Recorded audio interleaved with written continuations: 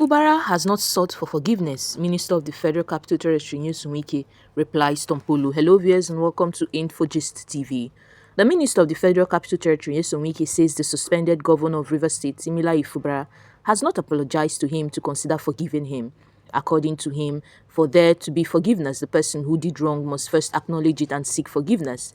The minister, speaking through his media aide, Lere Olayinka, was reacting to the call by Niger Delta ex-militant leader, High Chief Government Ekpe Mupolo, alias Tompolo, who called on him to forgive Fubara, his estranged political godson.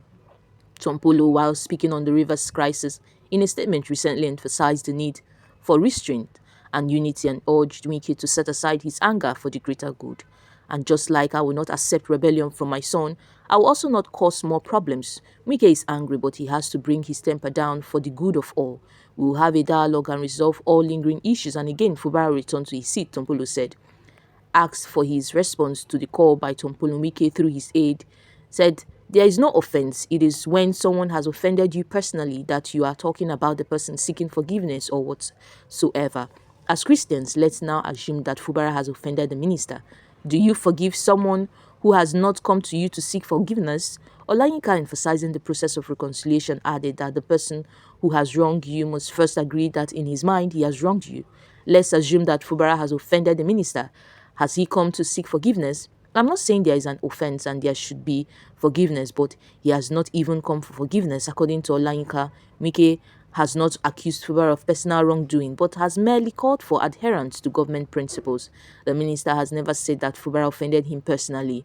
He only said that Fubara should govern in accordance with the rule of law and that Fubara should not throw away those who risked their lives and resources. And that is not too much to ask, he said. Those who worked to make you governor, do not throw them away like that. So that is not about forgiveness. If there is one person Fubara would say he has offended, it should be the president. He further questioned the governor's change in posture towards Wike, noting that Fubara once worked closely with him.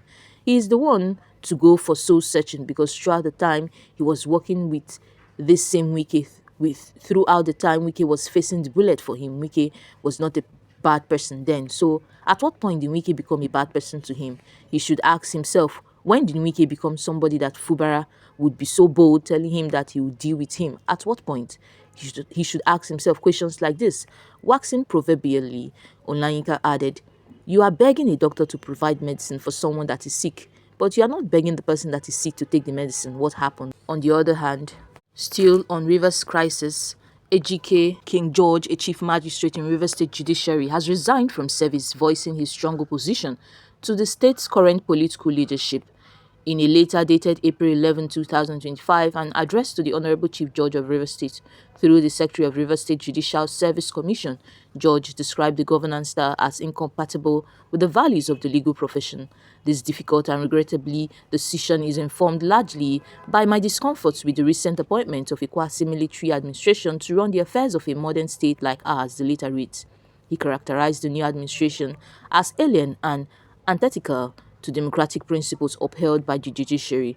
Just stated that he had spent 22 years in legal practice, dedicating 16 of those to the Rivers State Judiciary under several democratic governments. He said remaining in office would be tantamount to tacit and naive acquaintances. The resignation comes against the backdrop of deepening political turmoil in Rivers State, culminating in the suspension of the governor Fubara by the State House of Assembly. The action was followed by heightened tension and security deployments across major government institutions. In response to the crisis, the Nigerian government imposed a state of emergency in the state, effectively handing over critical aspects of administration to military-style coordinations. Thanks, my lord, for the opportunity to serve, George concluded in his letter, which now resonates within the wider atmosphere of legal and political. The retired chief magistrate also has publicly challenged the official reports justifying his compulsory retirement from service. Ejike King George, who recently resigned from the Rivers State Judiciary due to his take about the recent happenings in Rivers State and the emergency rule, King George has come out to dismiss the allegations of misconduct as a misrepresentation of facts and suggested that political motives were behind his removal. The Rivers State Judiciary had announced George's compulsory retirement on February 10, 2025, citing gross misconduct. including prolonged absence from duty without official leave from August 25th, 2023 to December 2024.